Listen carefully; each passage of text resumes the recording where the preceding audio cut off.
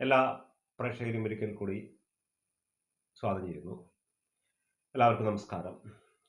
നമുക്കറിയാം, മനുഷ്യർ ശാന്തിയും സമാധാനവും ഊഷ്മളതയും വൈകാരികതയും ഒക്കെ തേടി തേടി പണ്ട് ആദിമകാലം തൊട്ട് തന്നെ ഒരുപാട് മനീഷികളും ഋഷിമാരും ഒക്കെ ആശ്രയിച്ചു പോന്നിരുന്നത് നദീതടങ്ങളെയും അഥവാ പല നദികളുടെയും ഉത്ഭവ സ്ഥാനങ്ങളെയും ഒക്കെ കേന്ദ്രീകരിച്ചുണ്ടായിരുന്നു. നമുക്ക് അത് വളരെ സ്പഷ്ടമായിട്ട് അറിയാം. നമ്മുടെ മഹാഭാരത കഥയൊക്കെ ഉണ്ടായിട്ടുള്ളത് ഗംഗാ നദീതടങ്ങളിലും യമുന നദീതടങ്ങളിലും ഒക്കെയാണ് നമ്മൾ വായിച്ചു പഠിച്ചതാണ്. പക്ഷെ അക്കാലങ്ങളിൽ നിന്ന് തികച്ചും വ്യത്യസ്തമായിട്ട് അന്നത്തെ ആ ആദിമ ഋഷിവര്യന്മാർ ചെയ്തതാണോ ഇന്നത്തെ വൈജ്ഞാനികർ എന്ന് പറയുന്ന ജനസമൂഹം ചെയ്തുകൊണ്ടിരിക്കുന്നത് എന്ന് ഇന്നത്തെ കാലഘട്ടങ്ങളിലെ ദുരന്തങ്ങളെ വീക്ഷിക്കുമ്പോൾ ഒരു ചിന്തനീയ വിഷയമായി എനിക്ക് തോന്നി. അതുകൊണ്ടാണ് ഈ വീഡിയോ ഞാൻ അപ്ലോഡ് ചെയ്യാൻ തീരുമാനിച്ചത്. അതായത്, ഇന്ന് മനുഷ്യൻ ഒരുപാട് ജലസ്രോതസ്സുകളുടെ ഉത്ഭവം തേടി ആ നദികളുടെ ഉത്ഭവസ്ഥാനത്ത് എത്തുകയും ആ ഉത്ഭവസ്ഥാനത്ത് വെച്ച് തൻ്റെ വൈകാരികകൾ പരിപോഷിക്കത്തക്ക രീതിയിലുള്ളതായ, അല്ലെങ്കിൽ മറ്റുള്ളവർക്ക് എന്താ പറയുക, ആകർഷണീയ തോന്നത്തക്ക വിധമുള്ള കുടീരങ്ങളല്ല, മണിസൗധങ്ങൾ പണി ചെയ്ത് അതിന് റിസോർട്ട് എന്ന് നാമകരണം ചെയ്ത് ലോകത്തിന്റെ നാനാഭാഗങ്ങളിൽ നിന്നുമുള്ള വിദേശീയരെ, വിനോദസഞ്ചാരികളെ ഈ നദീ തീരങ്ങളിലേക്ക് ക്ഷണിച്ചു വരുത്തുന്നു.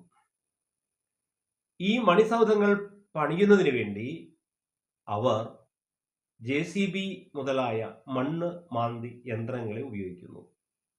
അങ്ങനെ മണ്ണ് മാന്തി യന്ത്രങ്ങൾ ഉപയോഗിച്ച് വളരെ സൗന്ദര്യവതിയായിരിക്കുന്ന ഭൂമിദേവിയുടെ തൊലിയുരിച്ച്, പച്ചയിൽ പറഞ്ഞ തൊലിയുരിച്ച്, തൊലി ചെത്തിയെടുത്ത് അവിടെ റോഡുകളും പാലങ്ങളും നിർമ്മിച്ച് തൻ്റെ സാമ്പത്തിക ഭദ്രത ഉയർത്തണം എന്ന ഏക ലക്ഷ്യത്തോടെ ഒരുപാട് ആയിരക്കണക്കിന് റിസോർട്ടുകൾ പണിയുന്നു. ഈ തൊലി ചെത്തിയ ആ ഭൂമിയിലൂടെ സംഭവിക്കുന്ന എന്താണ് എന്ന് ഈ കൂട്ടർ ചിന്തിക്കാറുണ്ടോ? ഇല്ല, ഒരിക്കലും ചിന്തിക്കാറില്ല. കാരണം നമുക്ക് നീലമലകളൊന്നും തന്നെ ഉരുൾപൊട്ടാറില്ല. നീലമലകളിലൊന്നും. കാരണം അവിടെ ഒരു ഗ്രീൻ കാർപ്പറ്റ് പൊതിഞ്ഞിരിക്കുകയാണ് അല്ലെങ്കിൽ നമ്മുടെ ഭൂമി ദേവിയെ. ഇവിടെ ആ ഗ്രീൻ കാർപ്പറ്റ് അവരെടുത്തു കളയുന്നു.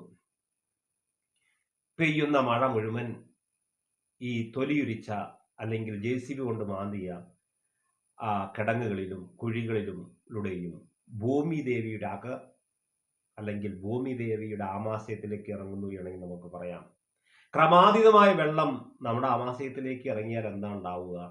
ഒന്നുകിൽ ഛർദ്ദിക്കും, അല്ലെ, അല്ലെങ്കിൽ വയറിളക്കം സംഭവിച്ച് കീഴ്പോട്ട് പോരും. ഇതെങ്ങനെയായാലും ആ ജലസ്രോതസ്സുകള് കുൽക്ക് കുഴിഞ്ഞ് പുറത്തേക്ക് തട്ടിയതിൻ്റെ പരിണമിത ബലമല്ലേ നാം ഇപ്പോൾ ഈ ചൂരൽമലയിലും അതുപോലെ തന്നെ മുണ്ടക്കൈയിലും ദൃഷ്ടീകരിച്ചത്, കാണപ്പെട്ടത്. ചിന്തിക്കുക. അപ്പോ ഇതാണ് ഇത്തരം ദുരന്തങ്ങളുടെ മുഖ്യ കാരണം എന്നുള്ളത്. പ്രകൃതി എന്ന് പറഞ്ഞ വികൃതിയാണ്. പ്രകൃതി പല വികൃതികളും കാണിച്ചെന്ന് വരും. ആ വികൃതിയുടെ അനന്തരഫലമാണ് നാം എല്ലാവരും. പ്രകൃതി എന്ന് പറഞ്ഞാൽ കേവലം മനുഷ്യന് ചൂഷണം ചെയ്യാൻ വേണ്ടി മാത്രമുള്ള ദേവതയല്ല. ലക്ഷക്കണക്കിന് ജീവജാലങ്ങള് പ്രകൃതിയിൽ ഡിപ്പെൻഡ് ചെയ്യുന്നുണ്ട്.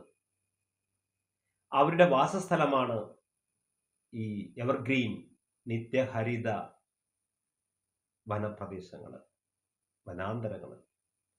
എത്രമാത്രം ഓക്സിജനുകളാണ് വനാന്തരങ്ങൾ നമുക്ക് തരുന്നത്. ഈ വനാന്തരങ്ങളൊക്കെ മുച്ചൂടും നശിപ്പിച്ചുകൊണ്ട് കേവലം കുറച്ച് വൈകാരികമായ ആസ്വാദനങ്ങൾക്ക് അതുണ്ടാക്കിയെടുക്കുന്നതിന് വേണ്ടി നമ്മുടെ ഈ പ്രകൃതി ദേവതയെ ഇത്രമാത്രം ചൂഷണം ചെയ്യപ്പെടണോ? പിന്നൊരു കാര്യം പറയട്ടെ. നമുക്ക് വന്നു ചേരുന്ന ദുഃഖങ്ങളെല്ലാം ആദിമ ഋഷിമാർ 3 കാറ്റഗറിയായി തിരിച്ചിരിക്കുന്നു. അതിലൊന്നാമത്തെയാണ് ആദി ദൈവിക ദുഃഖം എന്ന് പറയുന്നത്. മറ്റൊന്ന് ആദി ഭൗതിക ദുഃഖമാണ്. മറ്റൊന്ന് ആധ്യാത്മിക ദുഃഖമാണ്.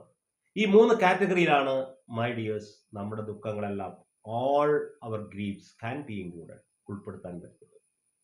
എന്താണ് ആദി ദൈവിക ദുഃഖം? ആദി ദൈവിക ദുഃഖം എന്ന് പറഞ്ഞാൽ ദൈവത്തിന്റെ അഥവാ പ്രപഞ്ചത്തിന്റെ പ്രകൃതിയുടെ ഇച്ഛയ്ക്കനുസരിച്ച് വരുന്ന ദുഃഖത്തെയാണ് നമ്മൾ പെട്ടെന്ന് മനസ്സിലാക്കാൻ പറ്റുക. ആദി ദൈവിക ദുഃഖം that may come and gone. അത് വരും, അത് പോകും. അതിൽ ഒരുപാട് ജീവനുകൾ ഒരു പക്ഷെ നഷ്ടപ്പെട്ടു എന്ന് വരാം. അതിൽ നമ്മൾ ദുഃഖിച്ചിട്ട് ഒരു കാര്യവുമില്ല. അത്തരം ദുരന്തങ്ങളിൽപ്പെട്ടതാണ് നേച്ചുറൽ കലാമിറ്റീസ് അഥവാ കൊടുങ്കാറ്റ്, അതിവൃഷ്ടി, അനാവൃഷ്ടി, അല്ലേ, വരൾച്ച, അതുപോലെ നമ്മുടെ പകർച്ചവ്യാധികൾ. ഇപ്പൊ നമ്മുടെ കോവിഡ് വന്നു. Who can control it? കാരണം എവിടുന്നാ വന്നത്? ഇത്തരം ഇതൊക്കെ it is in the hands of God. ദൈവമാണ് അത് നിശ്ചയിക്കുന്നത്. കത്രീന കൊടുങ്കാറ്റടിച്ച് എത്രമാത്രം ജീവനുകൾ അമേരിക്കയിൽ ഒടുങ്ങി. Can we do anything against that? നമുക്കതിനെതിരെ എന്തെങ്കിലും ചെയ്യാൻ പറ്റുമോ? നമുക്കറിയാം, America is the super force. കണ്ണും ചിമ്പിരിക്കുക അല്ലാണ്ട് ഒരു നിവൃത്തിയില്ല. സുനാമി വന്നു. Can be control it? Cannot. അല്ലേ? മേഘ വിസ്ഫോടനങ്ങൾ ഉണ്ടാകുന്നു. നമുക്കത് എങ്ങനെയാണെന്ന് പോലും അറിയുന്നില്ല. സയന്റിസ്റ്റുകൾ പലതും പറഞ്ഞു. ഓക്കെ, ഇതെല്ലാം വരും, ഇതെല്ലാം പോകും. അതിലൊരുപാട് ജീവനുകൾ നഷ്ടപ്പെടും. മറ്റൊരു കാറ്റഗറി എന്ന് പറയുന്നത് അതില് നമുക്ക് ആദി ഭൗതിക ദുഃഖമാണ്. ഒരു പക്ഷേ ഇപ്പോ നടന്ന ലാൻഡ് സ്ലൈഡ്, ഉരുൾപൊട്ടല് ഈ ആദിഭൗതിക ദുഃഖത്തിൽപ്പെട്ട അല്ലെങ്കിൽ പെടുത്താം എന്നാണ്.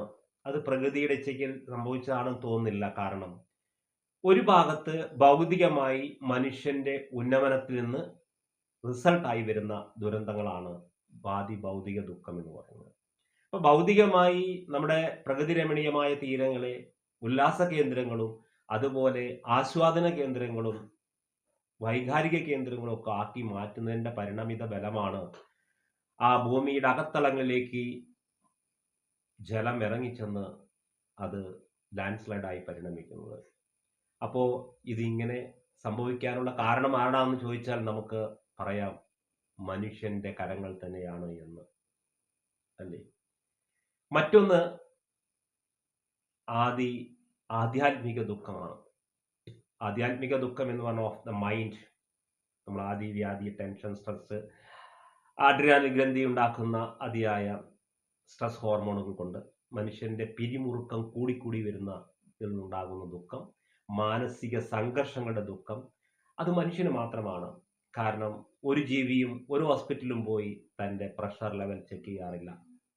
അപ്പൊ അങ്ങനെ മനുഷ്യന്റെ ബയോളജിക്കൽ സെക്സിൽ വരുന്ന കുറെ അസുഖാദികൾ അത് ആധ്യാത്മിക ദുഃഖത്തിൽ വരും. അപ്പൊ ഇവിടെ നമ്മുടെ ചൂരൽ മലയിലും ഈ അതുപോലെ മുണ്ടക്കയിലും സംഭവിച്ചത്, ഞാൻ പറയുന്നു, അത് ആദിദൈവിക ദുഃഖമല്ല, അത് ആദിഭൗതിക ദുഃഖമായി പരിഗണിക്കും. സാധാരണ ഇത്തരം ദുഃഖങ്ങളെ നമ്മൾ ആദി ദൈവിക ദുഃഖത്തിലാ പെടുത്താറ്. പക്ഷെ it is deliberately committed by man. മനഃപൂർവ്വം മനുഷ്യനാൽ ഉണ്ടാക്കപ്പെട്ടതാണ്. കാരണം ആ നദിയുടെ തീരങ്ങളിൽ ഒന്നും നോക്കൂ, എത്ര റിസോർട്ടുകളാണ് പണിയുന്നത്. ഇനിയും എത്രയോ അത്തരം ആദിഭൗതിക ദുഃഖം നമുക്ക് വരാനിരിക്കുന്നു എന്നാണ് ഈ അനന്തരഫലം നമ്മെ കാണിക്കുന്നത്. ഈ വേളയിൽ നാം ദുഃഖിക്കുകയോ പരിതപിക്കുകയോ സങ്കടപ്പെടുകയോ ചെയ്തുകൊണ്ട് കാര്യമുണ്ടെന്ന് തോന്നുന്നില്ല. കാരണം ബൈക്കോൺ ഈസ് ബൈക്കോൺ. ഇനി നമ്മൾ എന്താ ചെയ്യേണ്ടത്? ഫിയർലെസ്സായി ജാഗ്രത പുലർത്തുക. ജാഗ്രതയിൽ വരാനിരിക്കുന്ന ഇത്തരം ദുരന്തങ്ങൾ മേലിൽ ഒരിക്കലും സംഭവിക്കാതിരിക്കാൻ മാനവരാശിക്ക് ബോധനം കൊടുക്കുക, ജാഗ്രതയോടെ ഇരിക്കുക എന്നുള്ളതാണ്.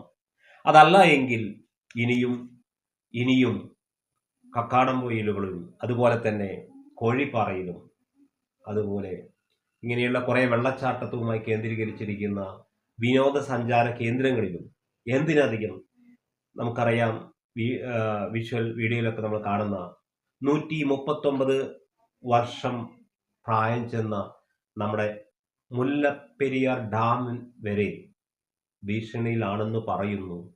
പക്ഷേ ജാഗ്രത എടുക്കുന്നുണ്ടോ? ഉണ്ടോ? ചിന്തിക്കുക. അപ്പോൾ ഇതിനായി നമുക്ക് പറയാനുള്ള എത്രമാത്രം എൻ്റെ സ്കൂൾ പഠിക്കുന്ന പിഞ്ചോമനകളെ, കോളേജുകളും മറ്റ് കലാലയങ്ങളും പഠിക്കുന്ന വിദ്യാർത്ഥികളെ, ഉണരുക, ഉയരുക, കർമ്മോത്സുകരാവുക. വിവേകാനന്ദൻ പറഞ്ഞ ഒരു കോട്ടാണ് എനിക്ക് നിങ്ങളോട് അഭ്യർത്ഥിക്കാറുള്ളത്. നമ്മൾ ഉറക്കം നടിച്ച് കിടന്നിട്ട് കാര്യമില്ല. പ്രകൃതിക്കെതിരെ ചൂഷണം ചെയ്യുന്നവരെക്കെതിരെ യുദ്ധം ചെയ്യാൻ നമ്മൾ തയ്യാറായിരിക്കണം. നമ്മുടെ സ്കൂളുകളിലും കോളേജുകളിലൊക്കെ പ്ലക്കാർഡുകൾ ഉയർത്തുക. പ്രകൃതി ദേവതയുടെ ശരീരത്തിൽ കൈവയ്ക്കാൻ നമ്മൾ ഒരു കാരണവശാലും അനുവദിക്കില്ല. പല രാജ്യങ്ങളിലും പ്രകൃതിയെ പ്രകൃതിയായി നിലനിർത്തിക്കൊണ്ട് തന്നെ വികസനങ്ങളും ഉന്നമനങ്ങളും നേടാമെങ്കിൽ നമ്മുടെ രാജ്യത്തും എന്തുകൊണ്ട് അങ്ങനെ ആയിക്കൂടാ? ഓക്കെ.